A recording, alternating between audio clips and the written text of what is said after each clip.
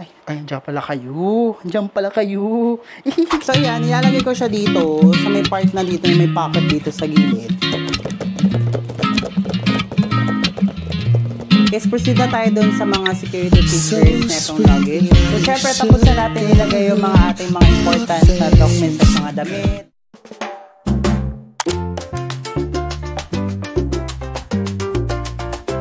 Hi guys! Welcome back to another vlog. By the way guys, my name is Josh Argon, a travel vlogger here in the Philippines. Kung hindi ka pa nakasubscribe sa aking YouTube channel, mag-subscribe ka na. Yes na yes for you, no? Yes, in this video guys, nakikita nyo naman sa title ng video na to, no? Ng vlog na to, ipapakita ko sa inyo yung aking hand carry luggage or kung ano yung mga pinapak ko pag once na nagta-travel ako, domestic or international. Pero this time guys, i-share ko sa inyo yung aking mga pinapak for hand carry luggage for domestic flights, no? Kaya na pa hinihintay natin? Start na natin tong video, okay? Let's go!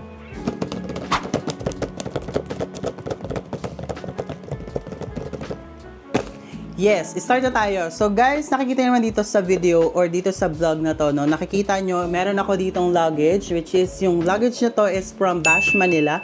Ito yung kanilang luggage collection, na new luggage collection, na nilaunch lang netong, tawag dito, nilaunch na netong month, which is month of October.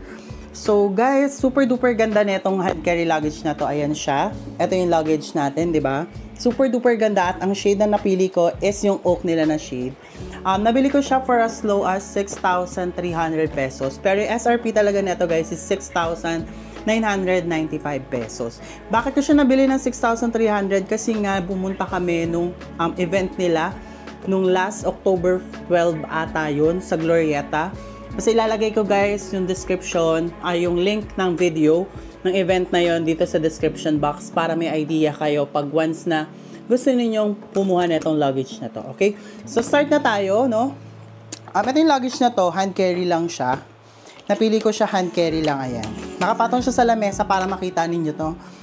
So, ayan, alam mo ang ganda nito guys, kasi nga, pwede na akong hindi magdala ng small bag pag once na may flight ako, no?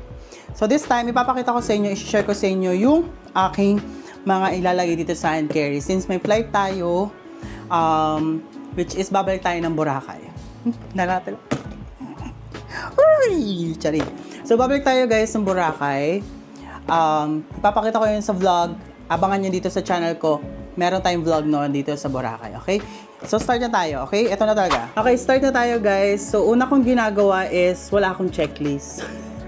Hindi ako gumagawa ng checklist guys pag once na nag-aano ako ng travel. Since meron naman, sanay naman na ako mag-pack. Siyempre nagta-travel naman na ako even before pa. Nakikita nyo rin naman sa vlog. So, hindi ako gumagawa ng tao dito, ng checklist kung ano yung dadaling ko. Unless international flight siya. Pero pag domestic flight guys, wala talaga akong checklist. Kung ano lang yung mga nadadala ko, yun ang dadalhin ko. Basta as much as possible, dapat pasok siya sa hand carry weight limit, which is 7 kilos lang. Okay? So, yun. Start na tayo, no? Pakita ko na sa inyo. Ito na.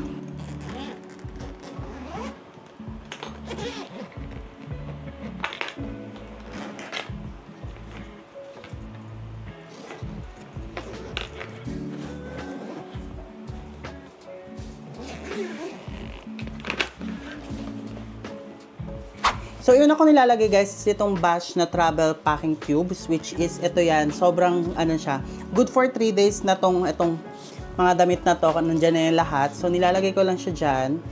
Ito na yan, makikita nyo na yan, Bash din siya, Bash na luggage din siya mga B. Nilalagay ko lang siya dito. Yan. And then next naman, naglalagay ako ng power bank. Ito, nilalagay ko itong power bank na to dito. Alam niyo kung bakit naglalagay akong power bank dito? Kasi nga, itong luggage guys, meron siyang built-in na USB charger. Ayan, meron siyang ganyan.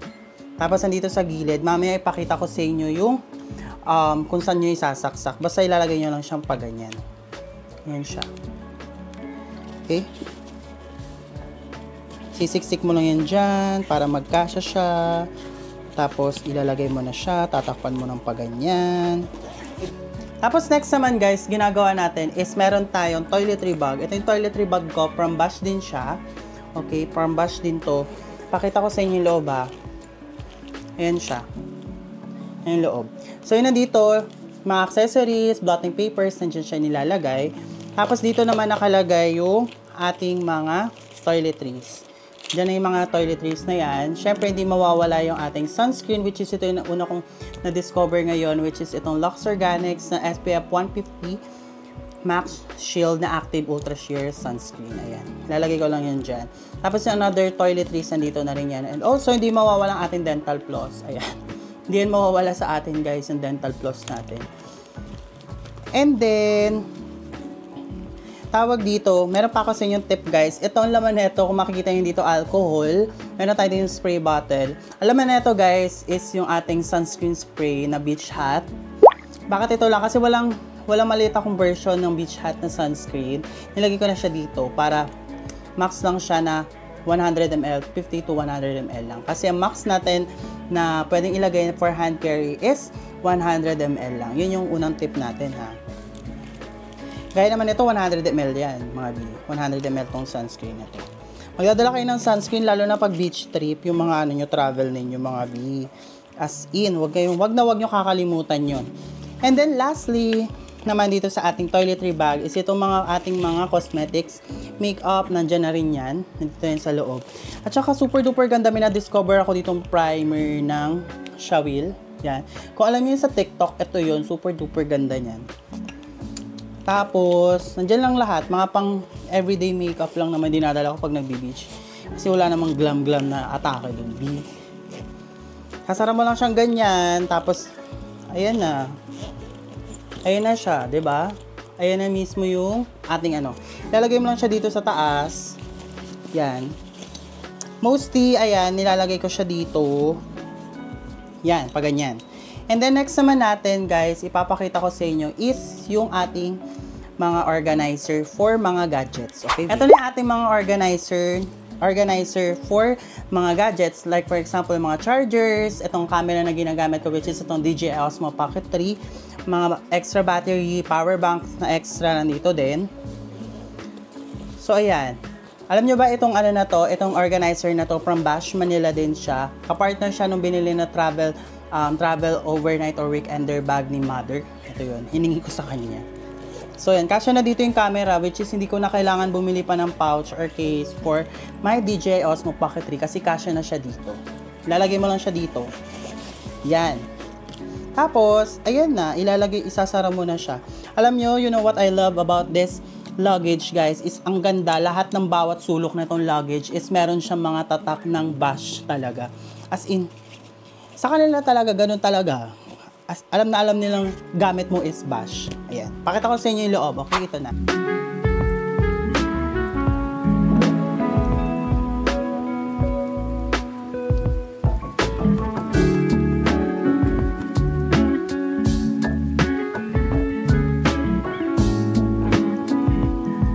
So, syempre, tapos na natin ilagay yung mga ating mga important na documents like mga damit, yung mga chargers, tapos yung mga toiletry bag dito sa ating larger space na itong luggage.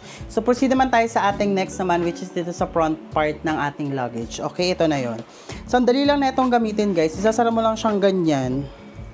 Tapos, ayun na. Masasara mo na yung ano. Tapos, ang alam nyo ba, maganda dito sa luggage na to is na-extend siya, B, kumbaga na nagkakaroon pa na extension yung mismong body ng luggage. As in dito, oh, ditong part na yan, oh, pakita ko sa inyo, ha, wait lang. Asan ba yun? Ito na, papakita ko sa inyo, guys, yung extension ng luggage, which is ito, tignan nyo. Ayan. Na-extend na siya, B, ayan, oh. Na-extend pa siya, ayan, oh. So, pag marami kayong dala, tas, ayan na, diba, na-extend siya, B. Sobrang ganda at ang kapal ng mga tela niya, hindi siya manipis, as in, sobrang ganda niya. Tapos proceed na tayo dito sa unang part. Ito yung mga nilalagay ko, guys, sa unang part, okay? Ito na talaga. Ito na. Ayan, bubuksan na natin siya, yan. Yan, diba? Super duper ganda niya, B. Ayan, oh. Oh. Nagaganyan siya, mga ate ko. At saka, guys, ang dami talagang pwedeng paglagyan dito. As in, pwede kayo maglagay ng mga passport, ng mga ano. Basta pakita ko sa inyo kung ilalagay ko. So guys, ito yung una ko nilalagay for my dito sa unang part, which is itong laptop ko. Yes, as a travel vlogger, as a content creator, hindi dapat mawawala mga gadget or yung laptop ninyo. Kasi pag once na nag-edit kayo habang nagta-travel, pwede yung gawin, di ba? Na ma-maximize yung oras ninyo. Nag-work din naman tayo, kailangan natin ng laptop. Essential yan for me. So, yung next naman natin, guys, is itong Jeju Aloe Eyes from Precious Skin Love. Nabibili siya sa Watson. Super duper ganda nito, lalo na pag may mga beach trip kayo. Kasi nga, malamig siya sa mukha at sa katawan, mga bi. Lalo na pag naglalapot-lapot kayo. Itong gamitin niyo guys. Itong Precious Skin Love ng Jeju Aloe Eyes na cooling facial wipes. Super duper ganda nito, as in. And then, next naman is itong Bello na sunscreen stick. Ito, nakikita nyo to sa vlog ko. Lagi ko siyang ginagamit. Paubos na nga to. Pero ito talaga yung trusted ko na sunscreen, lalo na sa muka, pag once na meron tayong mga beach trip. Kasi nga, guys, ganyan mo lang siya, tapos ganun-ganun lang. Tapos hindi pa siya maputi sa mukha. Wala siyang white cast talaga, mga bi. As in, super duper ganda nito. Para nabili ko ata to ng less than 1,000 pesos. Nasa 600 pesos lang ata to, plus. Kasi nga, ang dami ko na nagamit nito. Umpisa ko ito nabili nung March na nasa Bali at until now meron pa rin siya. Gamit na gamit ko pa rin siya, as in. Walang halong biro. Ito pa rin yung gamit ko up until now. Mauubos na nga siya. Bibili na lang tayo ng panibago. Okay? Pero so far kaya pa to ng 2 trip. Okay? Dalawang travel pa. Kaya pa tong sunscreen to. Kasi ang mahal naman talaga, pero super duper ganda talaga ng quality nito. Okay? So yan, nilalagay ko siya dito sa may part na dito, may pocket dito sa gilid. Nilalagay ko yan siya dyan para secured, para hihilain ko na lang talaga siya, diba? The next naman natin nilalagay, guys, is itong face mask. Yes, bakit pa rin ako nagpe-face mask? Tapos na nga pandemic. Guys, sabihin ko sa inyo, as someone na merong allergic rhinitis, pag once na malamigin, tapos may amoy lang na tawag dito, na alikabok, as in, sobrang nang nag-trigger yung aking allergies. Kaya kailangan, kahit nasa flight tayo, nagmamask pa rin ako. Dead man na talaga sa basher, wala akong pakialam. Basta magmamask ako na magmamask pag once na nasa airport tayo, mas maraming places na crowded. Ito talagang ginagamit ko, nagmamask ako. So, ang ginagamit ko is yung KF94. Nabili ko lang siya sa Divisoria. Maganda na naman yung quality niya. Ito rin yun. So, nilalagay ko lang siya dito sa harapan para pag once na may travel or naubusan ako, dudukutin ko lang, open ko lang tong luggage. Okay? So, next naman natin is mint. Meron tayong mint na nilalagay in every travel. Siyempre, pag once na hiluhin, tapos pag medyo naamoy mo na medyo mabaho ng hininga mo. Ganun. Kailangan meron kang mint talaga. Siyempre, pag once na nagkikipag-usap ka, meron ka dapat mint na dala sa bag mo. Okay? So, nilalagay ko lang siya dito. Ganun lang ang atake. Nilalagay ko lang dyan. So, yung next naman natin, guys, is itong mga shades ko. Ito yung mga shades ko. Nakita nyo naman to doon sa video ko ng Travel Essentials. Pinakita ko na sa inyo. Ilalagay ko yung link sa baba kung gusto nyo panoorin. Ito yung ginagamit ko. Nabili ko lang siya sa Shein, pero yung mga pouches niya from Sunny Studios. Kasi nawala yung Sunnies ko. Nung Bohol trip namin, nawala siya. Yung gamit ko nung Bohol vlog, kung napanood nyo yun, nawala siya, mga bias in. So, bumili na ako ng Shein. Hindi na ako bumibili ng mahal na shades kasi nga, burara ako pagdating sa mga shades. So, nilalagay ko siya dito sa unang part ng luggage. Pakita ko sa inyo. Ito ko lang siya nilalagay. Tapos, yan na. Sasara ko na siyang ganyan. And then, next naman natin, guys, na nilalagay is etong ating JBL headphones. Yes, nakita nyo na din to sa ating Travel Essentials. Kasama siya talaga. Nilalagay ko siya dito. Siyempre, music is life tayo pag once na nagta-travel. Kailangan natin siyang dalhin, okay? So, guys, ito na yung second to the last na bagay na nilalagay ko sa aking hand carry luggage is itong wallet ko. Nakita nyo na rin to sa ating Travel Essentials na vlog. Etong wallet ko na from Mac Gym sa SM Department Store ko lang siya nabili. Nandito na lahat ng IDs, ng cash, nandito na mga credit cards, nandito na rin. So, lahat na nandito na yan talaga. So, nandito na yan siya. Nilalagay ko lang siya dyan sa unahan ng aking luggage. So, dapat hindi yan mawawala, mga bi. Okay? And lastly, guys, ito na yung pinaka-importante sa lahat na nilalagay ko in every travel bag or kung saan man, maliit man, malaki yung ginadala kong luggage. Guys, ito yung dinadala ko, which is itong aking grocery bag. Lagi yan, para may guidance sign ni Lord. Pag once na nagta-travel tayo, lagi yan, dala-dala ko yan. In every travel, hindi yan mawawala sa lahat ng mga bag ko, kahit saan man ako pumunta. Dala ko talaga to. Siyempre, for guidance, for blessings, lahat na talaga nandito yan. Sige. So yan, ipakita ko na sa inyo, guys, overview na itong front part na itong luggage. Okay, ito.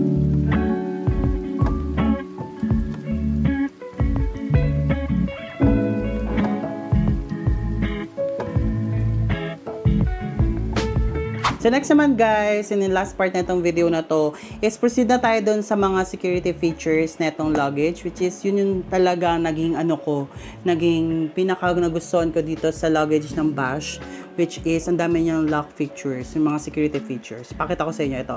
Pakita ko na talaga. Ito talaga B. Okay, ito. So security features naman na itong Bash guys, meron siya ditong lock, which is itong TSA approved na siya. Ayan, kung makikita nyo, ayan siya. Tapos ayan, yung hardware, yung which is itong zipper, may nakalagay din na Bash, and then pagbubuksan nyo lang siya ganyan. Super dali, diba? TSA approved siya guys, pwede nyo siyang dalhin international. And then itong mga lock combination niya, kayo na maglalagay. And then ito yung pinaka nagustuhan ko sa lahat guys, yung pinakita ko kanina sa video, 'di ba? Meron yung parang nilagay akong power bank sa loob nitong luggage, which is dito niyo ilalagay yung inyong mga chargers. Ano? Yan, dito niyo ilalagay. Okay, meron na siyang USB-C at saka USB type ng charger. Pwede niyo isaksak diyan yung mga tawag dito, yung mga chargers niyo. Wait, pakita ko sa inyo. Ito guys, kung meron kayong mga chargers, ilalagay niyo lang diyan. Tapos, magcha-charge na yan. Okay? Pakita ko sa inyo. Tatry ko. Lagay nyo dyan. And then, ito yung cellphone nyo. Magcha-charge yan. Ayan, nagcha-charge siya mga B. Diba? Super duper ganda niyang dalhin. As in, walang ano. Diba? Oh. Ayan siya. Nagcha-charge na siya. So, hindi mo na kailangan nilabas pa yung power bank nyo kasi sa charge mo lang siya dyan. Tapos, ayun na. Charging na siya. So, yun lang guys yung ating packing video pag once na nagta-travel tayo, domestic for hand carry luggage. Sana meron kayong mga natutunan at meron kayong natutunan ng mga tips and tricks sa akin pag once na nagta-travel kayo, no? If meron pa kayo guys na gustong video na gawin ko dito sa aking YouTube channel, feel free to comment down below at gagawin ko yan mga B. Promise talaga gagawin ko yan, okay? And lastly guys, kung di pa kayo naka-follow sa aking mga social media accounts, ilalagay ko dito sa screen. And lastly guys, make sure to subscribe and like this video para updated kayo pag once na nag-upload ako every time dito sa aking YouTube channel. Yun lang guys, thank you so much for watching. Bye! Bye!